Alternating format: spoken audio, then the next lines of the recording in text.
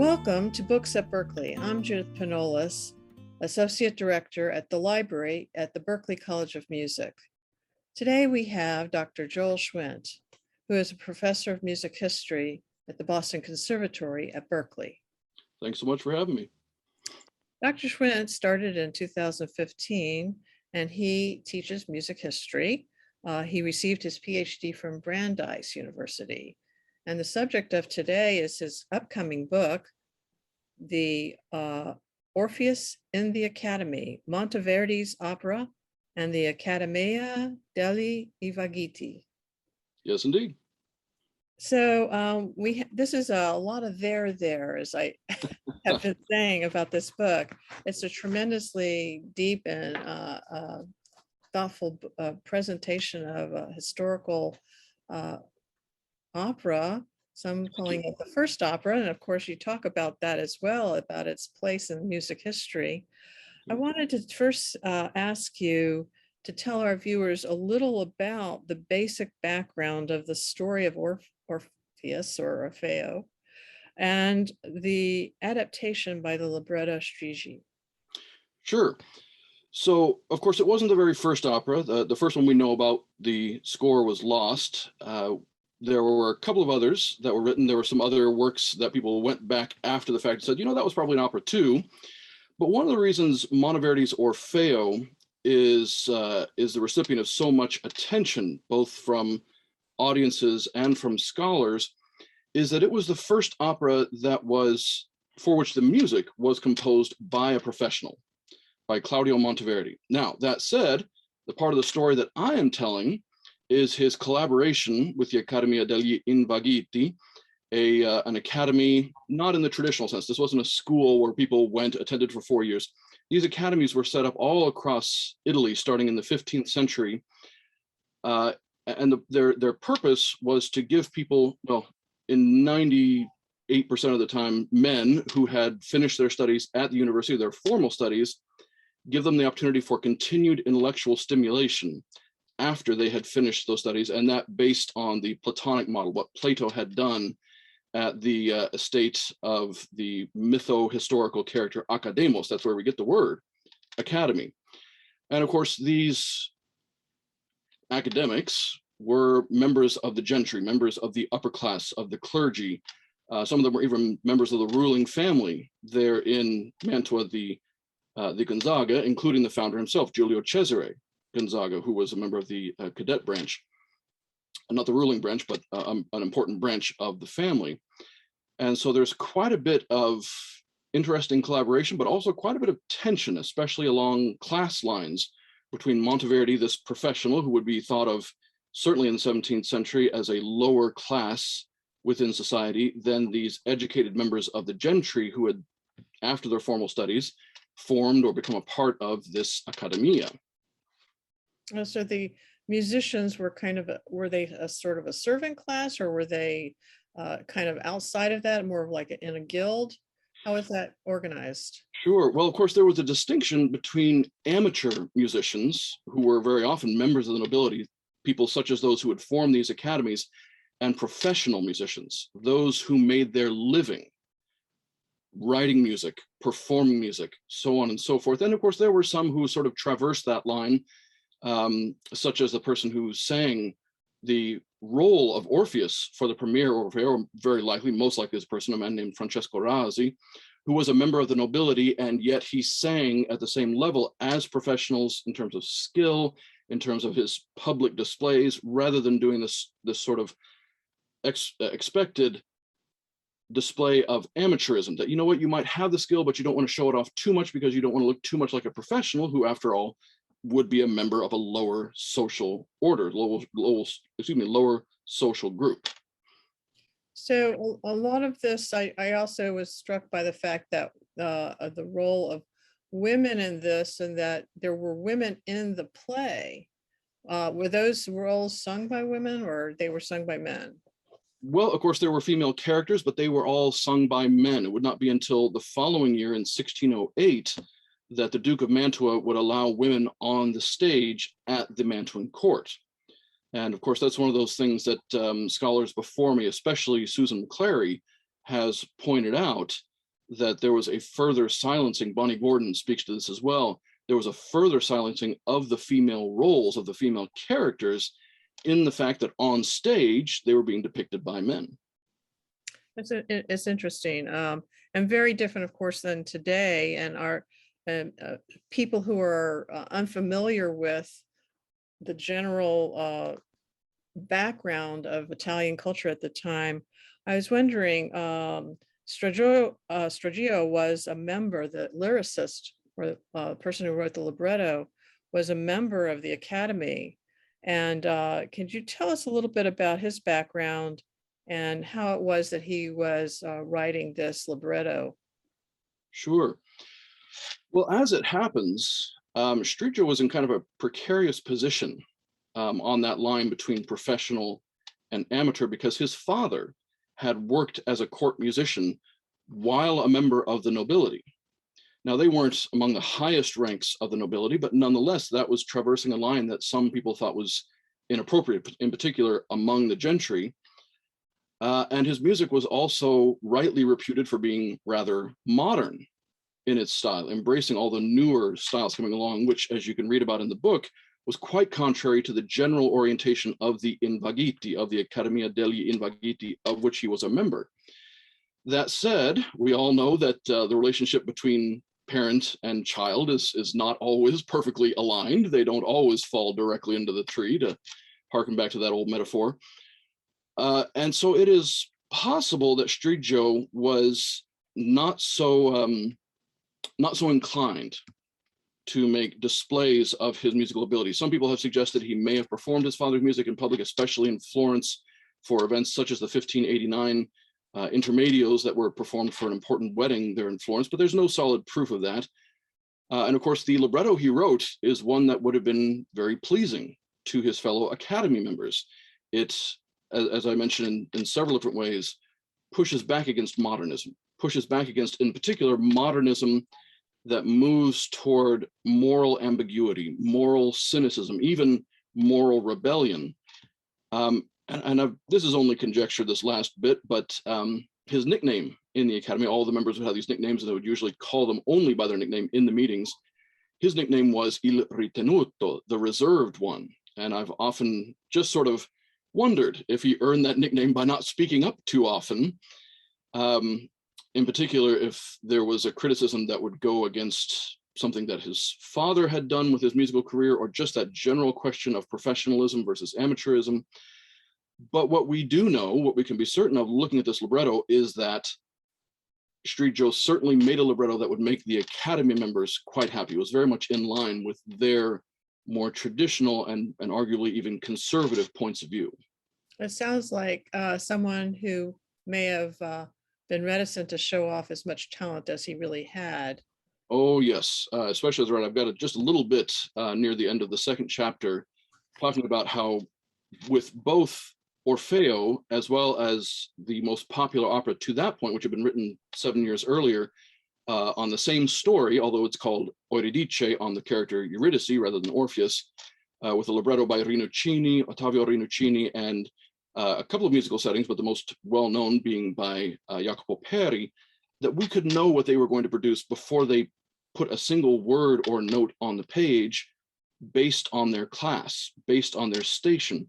We know Strigio probably had a particular inclination to undersell his ability, to underperform his ability, so that he could maybe move away from that bless you, that transgression, und again, that his father may have committed in the eyes of his fellow Academy members. We know that Rinuccini was a member of the nobility, so he was not, and his position was quite secure, so he would not be so concerned with that, whereas the composer, Jacopo Peri, was a rather minor member of the nobility and was always trying to push his reputation as a member of the nobility in public, to the point that a couple of folks made some rather crass observations on that point. Whereas Monteverdi was a professional who had no apparent designs on ascending into the nobility, into the gentry, and therefore he knew the best way to advance his personal situation and his career was to make his employer, his sponsor, happy. And that was Vincenzo Gonzaga, who loved modernity, loved modern art, and that's exactly what Monteverdi gave him in his score. And here we have Monteverdi, who is interested in going forward and promoting more modern sounds and music, paired with Strigio, who is being more reserved and conservative, That's right. and trying to please his audience, which is his fellows in the Academy, and fit in maybe a little bit better than he thought his father might have. So there's a lot of issues that are brought up for a modern viewer in this really ancient play and in this ancient opera. And such one was Orfeo, being a character who is desirous, and has a tremendous amount of passion, and he's young and he's, maybe foolish, I guess.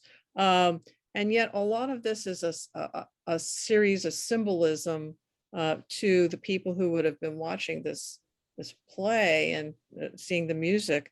Can you tell us a little bit about the character Orfeo and how he is viewed in the line of the symbolism of his character within the play? Sure. And of course, to do that, we have to take on the mindsets of those traditionalists, those who are a little more on the conservative end of things in the early 17th century when it comes to the theater. And that is to say, the primary goal of the theater is not entertainment. The primary goal is moral instruction. The reason that people write plays, the reason people produce plays is to teach lessons to the audiences. Whereas today, the primary goal of theater is to entertain. And of course, we are not at all surprised when there's a moral lesson wrapped in. Sometimes, especially a century ago, it's still going to be articulated pretty explicitly. But even today, we understand that there's going to be a lesson to most stories, but the primary goal is to entertain. So in this era, in the era that Strigio was writing and collaborating with Monteverdi, groups like the Invaghiti, traditionalists like the Invaghiti, their primary goal was to offer moral instruction, and that based on the ancient Greek and Roman models that they admired so much that they, as humanists, based their philosophy in, with, of course, a sort of adaptation for the modern Christian religion. But in any case, that was their primary goal. So what Orpheus becomes is essentially just an impetuous youth. He is someone who's not a bad character. He's not a bad person. He's not a villain by any means. But because he is young, and because in the eyes of these traditionalists, young people are inclined to foolishness, to errors, to impetuosity, he makes this error that essentially when Eurydice is taken from him in this life, he feels that it's his job to become a hero and go and rescue her so that he can enjoy the earthly delight of their marriage. Of course, she dies by being bitten by a snake on their wedding day. Very tragic. But he wants to bring her back so that he can enjoy the earthly pleasure of their marriage together. And the lesson that he has to learn, either by failing and being utterly destroyed, as we see in the libretto that was printed out for the 1607 production, whether or not that version of the ending was ever staged, or the ending that we find in the earliest score that has survived, which was printed in 1609, in which his father Apollo descends from the clouds, a little deus ex machina, teaches him that lesson explicitly, says you were too focused on, too concerned about her beauty and earthly pleasure, and therefore Apollo transmogrifies her beauty into the stars themselves. And that is very much in keeping with the Neoplatonic philosophy, the new Plato philosophy, in which we understand that all love, including romantic love, is merely a gateway, merely a stepping stone to glimpse and to understand and to embrace divine love, the love that is represented in the stars, in the heavens where God resides. And so that is the lesson that he is to learn. Certainly, as I say, not a villain, but simply an impetuous youth who makes an error based on his focus on earthly pleasure rather than divine love, divine will, etc. And certainly that changed ending that Monteverdi has in the score, it's a little bit a happier ending, if you will. I mean, it's a little bit more hopeful ending for and instructive in terms of that if one understands this better, that one can still achieve the kind of a positive outcome, as it were, something take positive coming out of the whole situation. You know, for a modern audience, or a modern viewer, I was wondering, you know, how you felt that they can take some of that approach, seeing this in the theater, because, you know, just going through and seeing the opera and the theater, this approach of instruction as the basis of the play. Sure. And I think so much of that surrounds the big aria that I spend a lot of time talking about, Possente Spirito, in which Orpheus is attempting to persuade Charon, the infernal ferryman, to ferry him across the river Styx so that he can pursue Eurydice into the underworld and bring her back. And it's one of those things that also speaks to the historiography of, that is to say, the history of the history, and to remind ourselves of the fact that this work was sort of rediscovered, at least in terms of its performance in the concert hall, rather than just being a sort of historical curiosity, at the very same time that the so-called classical canon of great masterworks, great pieces, Beethoven, Bach, Brahms, etc., was being solidified and was coming into direct competition. At this point, it was more based in nationalism. It was the German canon versus the Italian canon versus the French canon. And so, of course, the Italians were interested in responding to the German claims that Wagner was the greatest of all opera composers because his operas were so emotionally and musically powerful. And again, that also takes us to this difference between theater now and then, that we think, what makes an opera a great opera? Well, how powerful is the music? How much did it move you? And as I talk about in the book, these traditionalists, like the Invaghiti, they were citing Cicero's sort of what I call the rhetorical or oratorical triumvirate. I just call it the Ciceronian triumvirate, which is that all good orations, but essentially all good productions, should move, should delight, and should instruct, but that the first goal is to instruct. So then when Striggio writes this text at this point, which is clearly meant to be an opera, meant to be an aria, we know that because of the particular the type of poetry being used there, the meter, the rhyme scheme, the fact that he moves away from blank verse and things like that. We know this is going to be a big aria. And of course, Monteverdi, therefore, to please his patron, uses it to create this grand aria, which is so moving and so powerful in its emotional impact, while Striggio, being a member of this academy who is very fond of putting in messages that they believe most people who don't have their level of education won't even be able to understand, of course, that's exactly where they put in their message, saying, by the way, Orpheus was a horrible orator. He was an impetuous youth who didn't even understand how to persuade a judge effectively, especially a judge like Charon, who is depicted in this case as being especially immovable because he does not respond to emotional appeals. He does not respond to the delighting of the ear in the way that Orpheus was hoping he would. And in a way that, again, when we look back at this opera from the 21st century, or even the 20th century when it was being sort of rediscovered in the concert hall, we think, oh, this is clearly the apex of the whole opera. This is the thing that we should look at as the great moment in this opera because it's emotionally powerful, it's musically powerful. Yeah. But the Invaghiti would have had exactly the opposite point of view, that it was, in fact, their key. Very ironic is that the more powerful and pathos that was expressed, the worse the situation for Orpheus was with Charon, because that displayed that he didn't understand the rules of and hierarchical structures of how to address an upper class and educated person. And the educated audience was completely understanding that he was missing the mark, that the more he was displaying all this passion, he was losing the battle. Well, of course, back then, oratory was one of those things that all educated members of the gentry, men in particular, were understood that they need to master this because they're going to use it. It's going to be a very practical thing to be able to appeal successfully to a judge. And especially if they are going before a well-educated male member of the gentry, they have to be able to, yes, they should use delights, they should use moving appeals, but they have to be logical. They have to be well-reasoned. Otherwise, they will be, as several of the citations from both the late 16th century members of the Academy as well as members of the ancient Greek and Roman philosophers would say that's just the worst way to go about it. That's the least effective way to move your judge to a favorable judgment.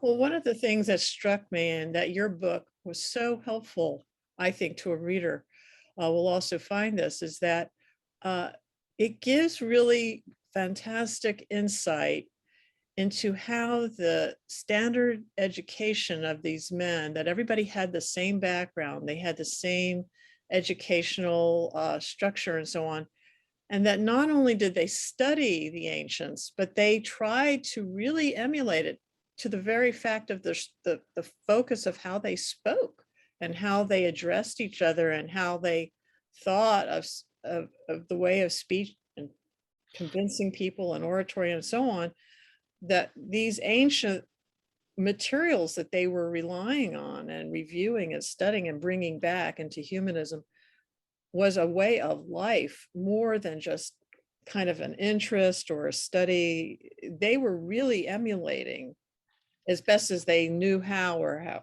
how it came down to them, the ancients. And that was really very clear in your book. I thought that it was wonderfully brought out in your book in so many different levels and so many ways of how this was so integrated into their lives.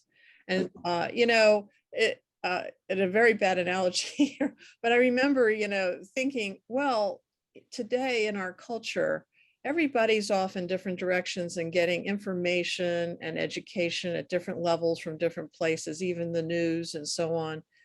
Whereas, say, 50 years ago, maybe people had 3 TV channels and one local newspaper. So there was a commonality of information and education that went on that doesn't exist today.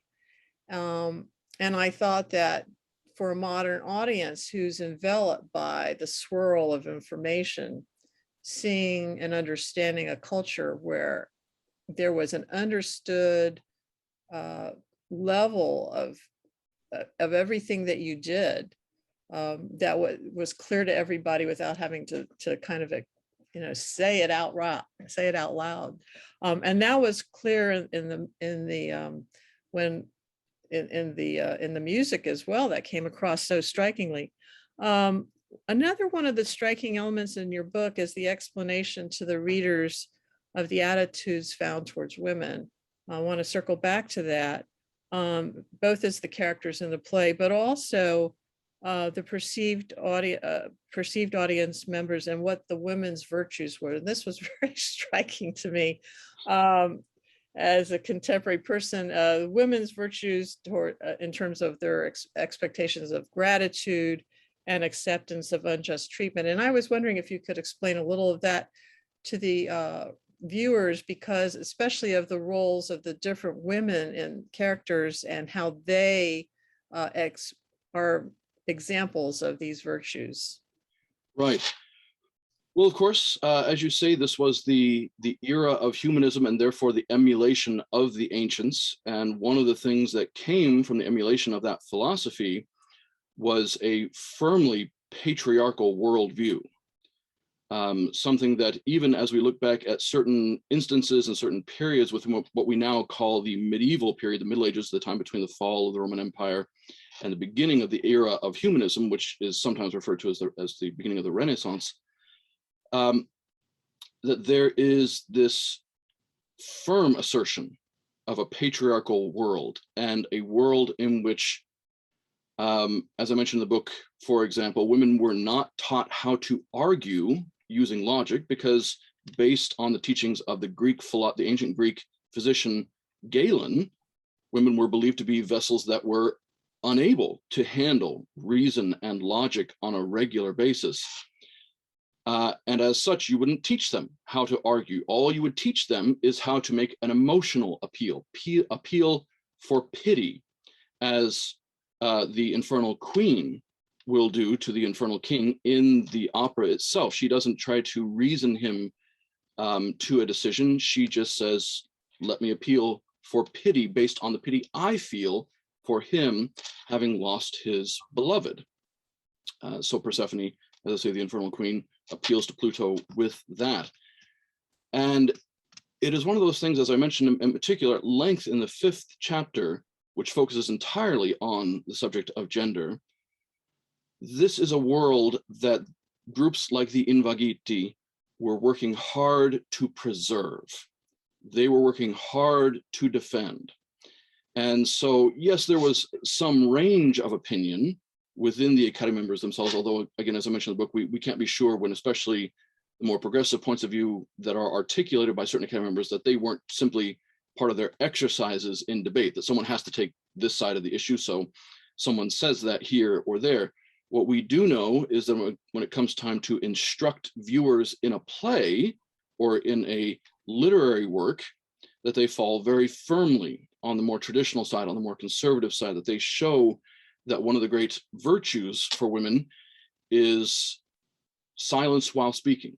That Eurydice, in her first act speech, gives a few lines, but essentially doesn't say anything about herself. That we talk about suffering without any complaint, that when you are the victim of injustice, you don't even complain about the fact that you are the victim of injustice. Again, as Persephone does when she says, "Blessed was the day that I came to be with you, Pluto," which happened because Pluto tricked her and therefore essentially condemned her and therefore essentially kidnapped her to be his wife. Things like that. And of course, even in the issue of oratory, that I believe, I argue that Striggio was attempting to hide the fact that Orpheus was a poor orator, attempting to hide the reason for his failure before Charon at the very least, by hiding it in the instructive canons of oratory, that Orpheus has plenty of good style. He is a very delightful speaker, a very emotional speaker, but his logic, his reasoning is exceedingly poor. And I believe the Invaghiti, even Striggio himself, would have believed that by couching it, by putting that error in that component of the oration, the women would not have even perceived it. So obviously an entirely patriarchal and misogynistic system, which is represented so thoroughly in this libretto. Yeah, it was a little hard to take on that level in terms of watching the opera itself. Yeah. And seeing the roles of these women would be difficult for a modern person, but very instructive about how society was operating at that time. Another really wonderful way that you lead the reader through an understanding of the art of Monteverdi in this book as well, and how he set the libretto is gone into in some detail. Could you tell us a little bit about what an overall idea about structure and how it is achieved through Monteverdi's music? Sure. So one of the favorite devices of these humanists was symmetry. And not simply by using symmetry, but using symmetry to represent balance. And balance as a form of enlightenment, or a manifestation of enlightenment and self-control, or at the very least, things being right in the world, morally speaking.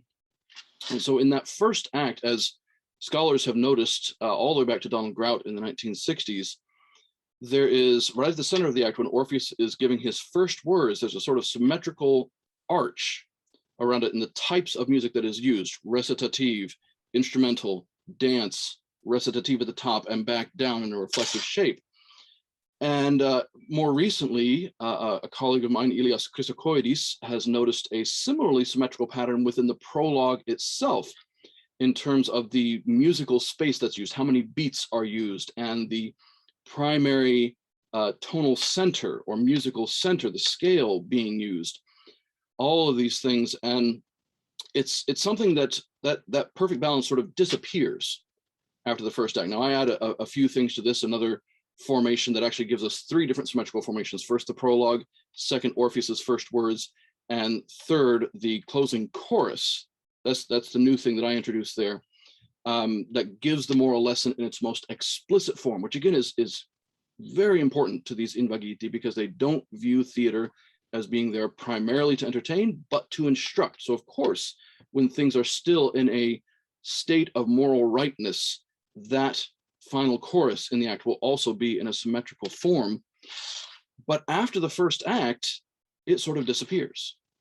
We see a few shapes that are nearly symmetrical here and there, but those more localized symmetrical formations that we see throughout the entire, what I call the opening act, which is the prologue and act one, they generally disappear. We have some things that are close to them, but not quite. A little bit of this, but no. However, what we do see, and this is something else that I discovered through many nights of counting many beats in the score, as well as counting lines in the original libretto, is that Strigio's quote of Dante's Divine Comedy, specifically the Inferno, the very famous quote, still famous today, "Abandon all hope, ye who enter," which hangs over the gates of hell. And of course, in this play, the underworld is referred to as the Inferno, which is more of a pretty direct reference to Dante himself there. That line falls at the exact center of the 1607 libretto, counting line by line, and it also falls at the exact center of the 1609 score, counting, we might call it beat by beat. The term back then was tactus, and there are some debates around how to count tactus, and I addressed that in the book. For anyone who is having a hard time sleeping, skip right to my discussion of how tacti are counted. But in any case, getting through all that, and it is something which is quite remarkable because Monteverdi and Strigio had changed so much between that 1607 libretto and the 1609 score. They had taken out about 50 lines of text in there. They had changed little words here and there. And of course, we have the whole changed ending. And yet, when you count it up line by line, that line, "Abandon all hope, lasciate ogni speranza," is at the exact center of Monteverdi's score. And of course, wanting to know if that was just a wild fluke, I looked at the rest of his catalog, and what I found, Monteverdi's catalog, and what I found is that sort of precise division at the halfway point around something which is a key turning point within the text itself, whether it's a single poem and it's perhaps the speaker shifting from addressing nature, "Oh nature, why am I so alone?" and then shifting their voice to address the beloved, "My beloved, why have you abandoned me?" Right, things like that.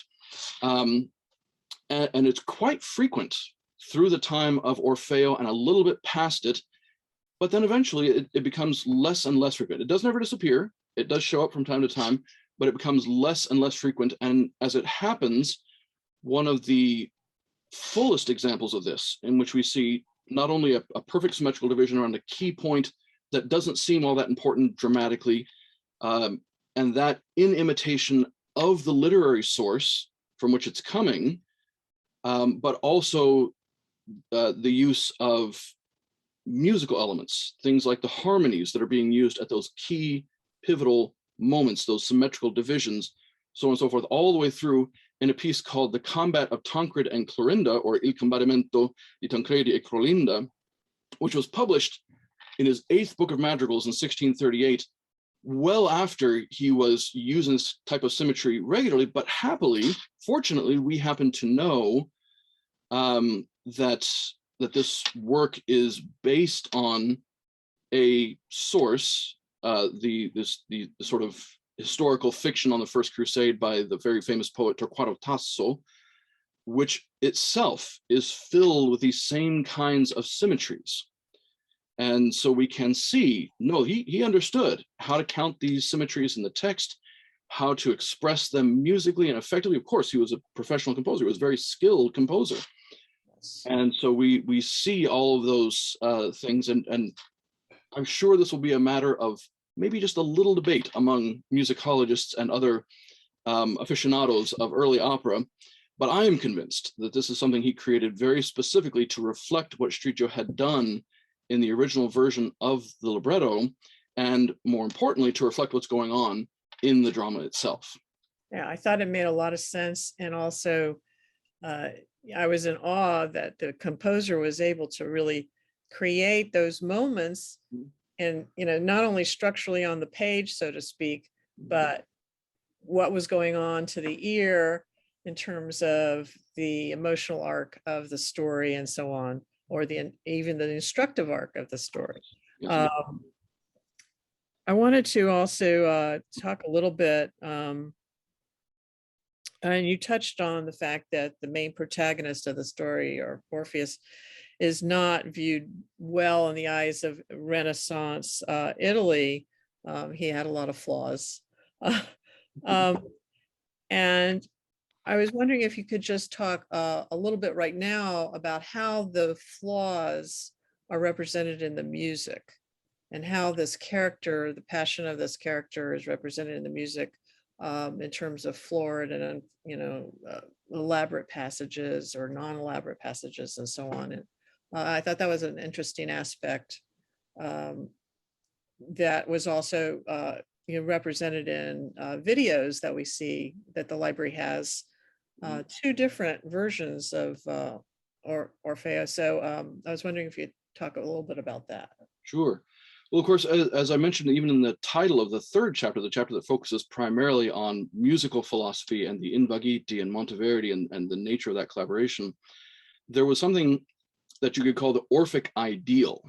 There was the ideal of what Orpheus's music is supposed to be.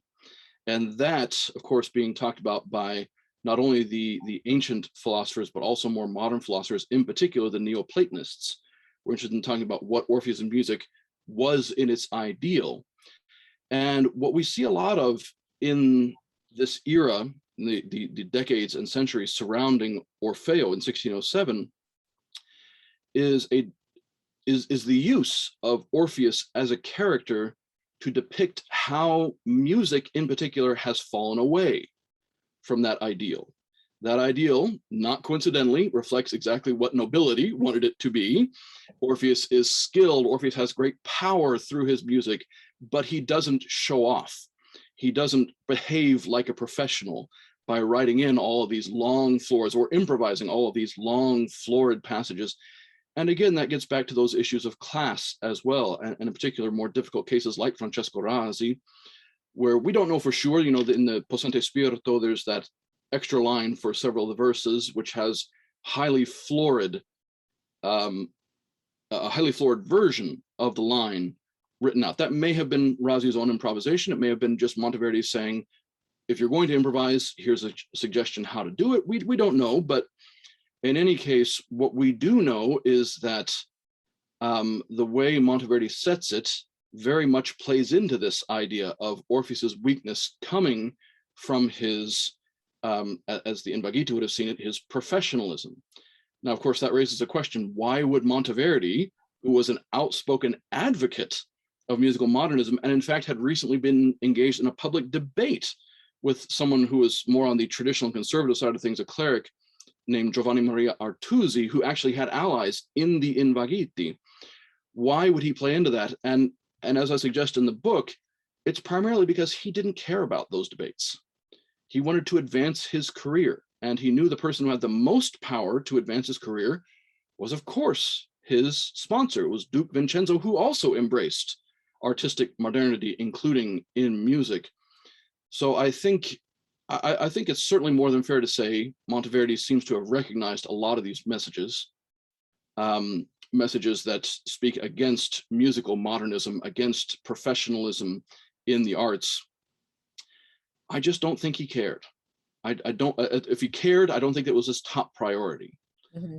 I think he was a lot more focused on pleasing Vincenzo because he knew that was his path to advancement. And so he wrote music that he knew Vincenzo would enjoy. And honestly, I'm not convinced Vincenzo was all that concerned with the fact that even his own taste for musical modernism was being at the very least criticized in Striggio's libretto and criticized by this group. As I say, I believe this group was recruited because, number one, the Invaghiti were recruited to be part of this production and to write the libretto, because number one, Vincenzo wanted a distinctly Mantuan production, as many Mantuan artists involved as possible, to respond to the triumph of the Florentine opera Euridice from 7 years earlier, and also the fact that the prince who sponsored this, the first performance was actually officially under the auspices of Prince Francesco, who was next in line to be Duke after his father had died. And there's some evidence to suggest that Francesco may have had some connection to the Invaghiti. His membership is not at all provable, not at all clear, but he may have had some connection to them. That said, the fact that the next year when he was married, and we have the official court function for that, the Invaghiti have no significant presence. Stricho himself wrote one little one-act play that was performed, but he does not mention his membership in the Invaghiti in the libretto. There's no references to Invaghiti philosophy, which we see throughout Orfeo and other works written by the Academy members. So it's hard to say exactly why, but what we can be certain of, what we can certainly see in the score itself, is that Monteverdi was not principally concerned with engaging in that sort of debate with the Invaghiti, or if he did, that his response was in his music, what I call Monteverdi's Orfeo, as opposed to the Invaghiti Orfeo or the Mantuan Orfeo, which focuses more on court politics. In his mind and his desire, whatever the criticisms were, he was going to write great music that would please his patron and therefore advance his career. It sounded like he, was a practical man in the situation that he found himself in the times and in the society in which he lived. Right. One last area to cover, I hope, and that is your book systematically lays out an argument for on documents and music, which explain the politics and the mindset of the day. A little, as you just mentioned, a little bit about the rivalry between the city, states, and so on, and the competition there. One of the things that became clear to me was, after reading your book, was that people, as we mentioned, that people strove not only to study, but to absorb and live the life of these constructed on these philosophies and speech, even to their speech patterns and so on. Mm-hmm. How does such strict societal structures inform a modern audience and help us achieve an understanding of a musical work today?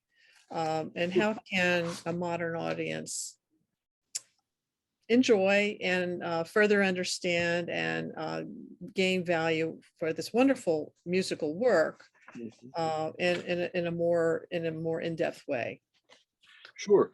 Well, as I mentioned in the book, something that was quite important to these members of the gentry was not simply to adopt the philosophy on an intellectual level. It was not simply to study it, and it was not even necessarily to practice it, but to have people see them practicing it, make a show of it. And that included the traditionalists as well. Yes, there were debates around vanity, there were debates around self-approbation, but if one was to go to an opera today in a modern opera house, whether they are listening to Monteverdi's Orfeo or they are listening to a brand new opera that is being performed today, I think it's fair to say you're going to see a number of folks who are there to have people see them being cultured, being cultural. You'll have folks who you can certainly tell by the way they dress. They want to be seen being fashionable.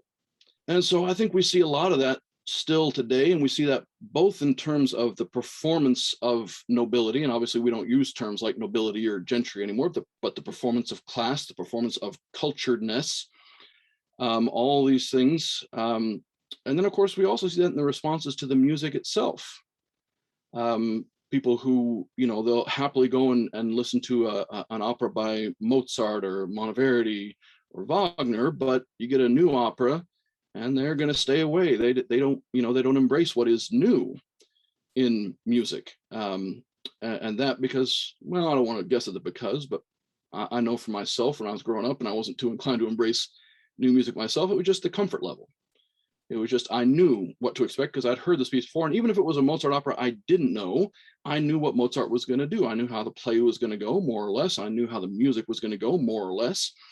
And of course, that allowed me to get together with friends or even just with other people whom I wanted to impress and say smart things. And goodness knows, about the music, about the opera. And of course, that's one of the long traditions, is the ability to go to a concert and immediately after go and perform your intellectualism. Go and perform your culturedness in front of those whom you want to impress for that reason. And so I think we can see still quite a bit of what we read about in this book in the world of music and artistry and opera today.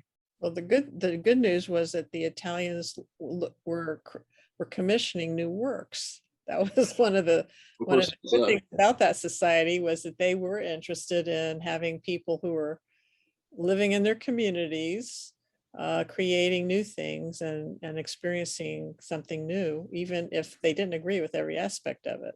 Well, as long as you created the right kind of new work. Right, the right kind of new works. But of course, all of that, of course, this is still the era where if you don't have something new, you don't really have anything for the concert hall.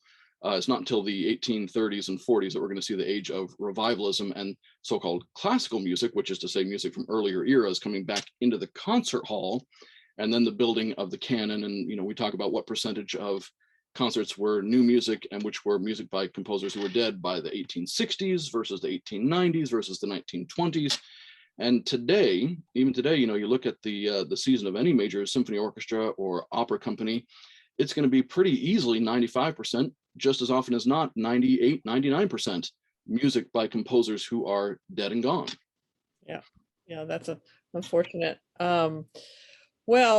This has really been a wonderful talk. There were so many things that came up in reading this book, and one would not necessarily have imagined how broad and how deep it is. It's not a long book, but it has a tremendous amount of information in it. And I think that anyone who's interested in the early opera, and certainly in Monteverdi in general, would enjoy reading this book and getting a lot out of it and getting the perspectives that you have to offer. And I'm sure there will be many people that will come and argue with you, and you'll have many discussions, but that's all to the good, and it brings this alive. And it was certainly very interesting for me, and I got a lot out of it, and I'm sure other people will as well.